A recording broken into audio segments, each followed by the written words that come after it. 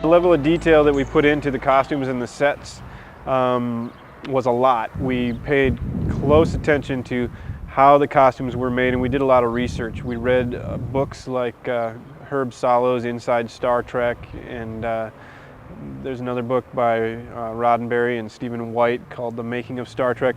And if you read through a lot of that material, you will find information about how the costumes were created, what types of fabrics were used, and stuff like that. And so we tried to find fabrics as similar in texture and material and color to what they actually used on the show. Jim took the lead on the costume design. My idea was, hey, we're going to just buy a bunch of costumes and we're going to film this with Star Trek-y costumes you can buy.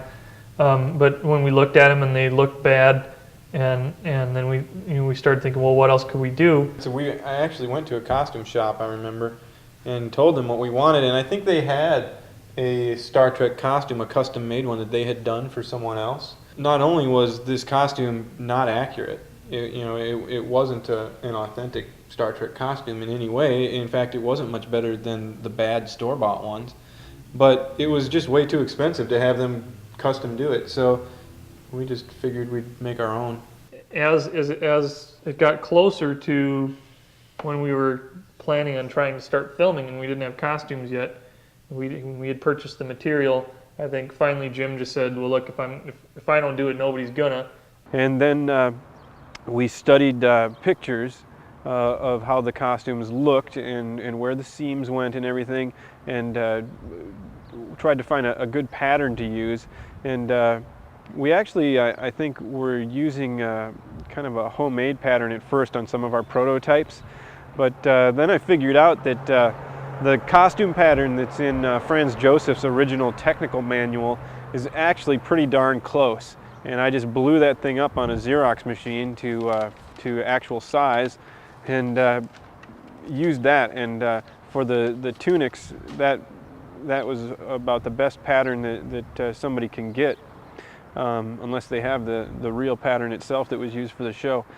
And I remember one day he approached me with a costume that was just made out of junk material, but it was a Star Trek costume.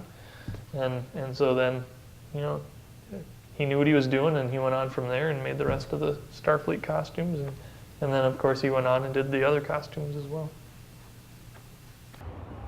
We had to find fabrics that looked like the fabrics that they used in the original show, especially for the Klingons. The Klingons had a lot of weird gold textures on their pants and in their vests and stuff, and we couldn't find those exact fabrics. So we had to find things that would look similar to it on video. It was a challenge to find fabrics that looked the same as the fabrics and the materials they used in the 60s TV show. We did a few of the Klingon vests out of a different fabric, and it really didn't look right, and so we just had to go back out and search more until we found a fabric that looked kind of a lot closer. And then we actually had to airbrush on that fabric to bring it up to as close as we could to the look of the 60s costumes. Costume for Governor Kinthmus was the only one that I really wasn't happy with.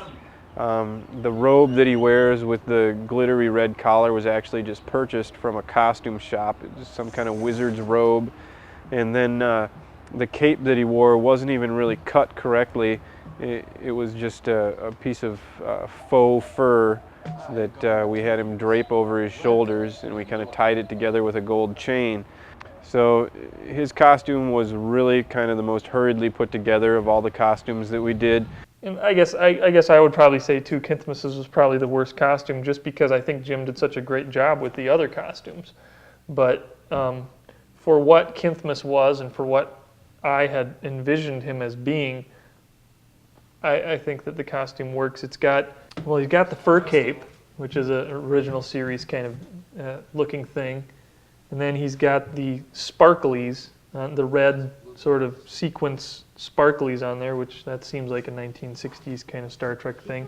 So I don't know, the costume to me seemed to work for the part, but otherwise, in terms of costumes that I liked better than others, it was neat to see the Andorian spy costume that Jim made, because it was based on the costume that the Andorian spy wore in the original Star Trek series. He wore a green vest with studs embedded on it, silver studs. And then he had the tight black pants and boots. And so we just duplicated that look for the Andorian spy in our movie. Is the traffic around here normally this slow? I am somewhat unfamiliar. Well, we came to Jeff Link. We said, "Hey Jeff, we've seen you do some makeup before, and we need to do some aliens for this movie. You know, for sure we're going to have an Andorian in it, and we're probably going to have some Klingons too." So Jeff right away had an idea, and his idea was to use this makeup process, and I think he said it was the same as that they used for like Commander Data on Next Generation. War.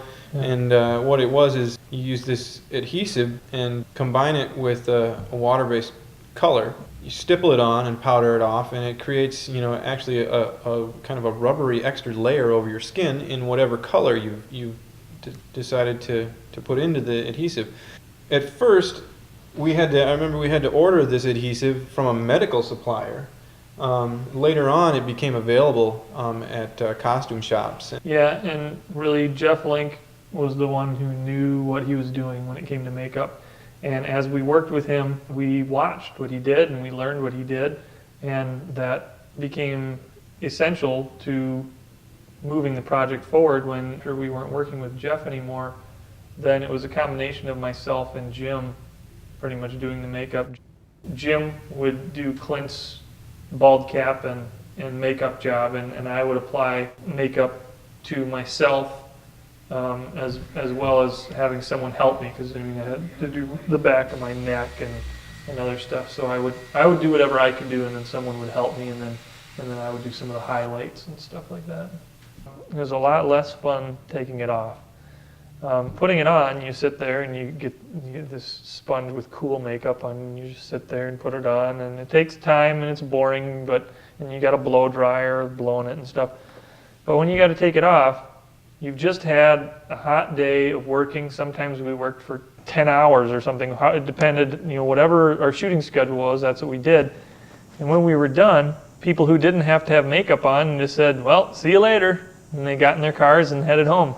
But the rest of us who were in makeup would sit around there and dab this remover on our face and rub and rub and rub. And it would probably take as long to get it off as it took to get it on. The makeup remover that we initially got, the first couple of times that we tested the makeup on me, when we would take it off, my skin wasn't really harsh, but it did burn my skin a little bit. And so in thinking that I'm going to have to do this a number of times, and so we talked about it, and Jeff Link was able to find us a different kind of remover that was less harsh on my skin. It took a little bit longer to break down the makeup and take it off, but it was well worth it to me in that it saved my skin. So To get the antenna to stay on Mafuzlek's head, what we did was we forced the antennas up through his wig, and then on the underside of the wig we attached this kind of stiff little head cap called a bridle cap that we bought at a craft store. We attached that to the antennas and to the wig. It would just kind of would sit under the wig on his head like that. They were attached with various types of glue or hot glue or rubber cement and stuff like that. That usually would hold them on pretty well. Sometimes they would start to come off in the middle of a shoot, and then we would have to grab safety pins or straight pins and kind of pin the things together long enough to get the shot finished, so we could, and then go back and repair them. actually the props in some way inspired the project, because right about the time Jim's birthday, before we wrote the script, I don't know if I bought it for him or what, but I remember there being, we found in the store one of these Playmate tricorders.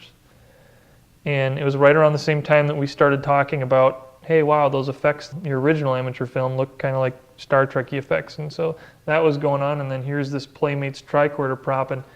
And shortly after that, there was the Playmate phasers that came out and the communicators. And I think that was one of the things that pushed us to do the project, because here we had all the props, we had the toys that you'd need to do this film, and without those we would have had to figure out how to get them, and they would have probably been really expensive, and we were doing this whole thing on a real budget, except for the props that Jeff Link helped us with, which was a huge help.